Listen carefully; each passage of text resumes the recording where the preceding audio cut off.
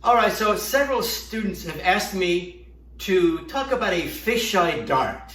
What is a fisheye dart? Welcome to another episode of Ask Nino Villa. You got questions in fashion designing? I've got answers. Let's go. Let's look at, for example, a basic torso with a one dart, like a one dart sloper, for example.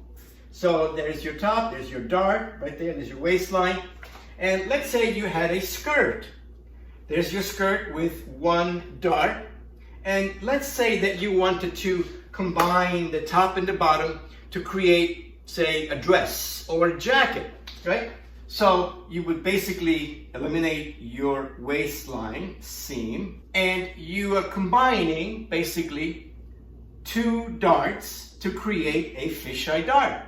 And how do you sew it? Just like you sew any dart, you would start from the end of the dart, the vanishing point, and you would sew the legs together until you reach the other side of the dart. And basically, that is the short definition of a fisheye dart.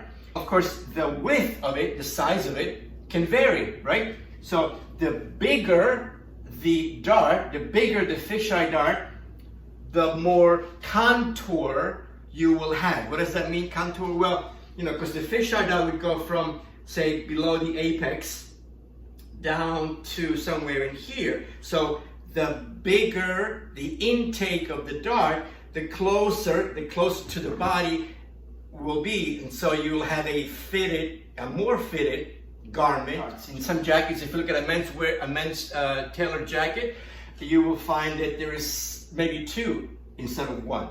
That is the short definition of a fisheye dart. Now, let me take it a step further. Watch this. If I remove this fisheye dart, and I take my French curve or hip curve, and I go from the end of this dart into the armhole, watch, now pay attention, and extend this here down to here, and I separate these two pieces. So in other words, I will have something that looks like this. Okay, so I have now a front and a side front. This becomes a princess seam. Princess seam, princess line, same thing. So you can take a fisheye dart and turn it into a princess seam. Ta-da! I'll see you in the next class.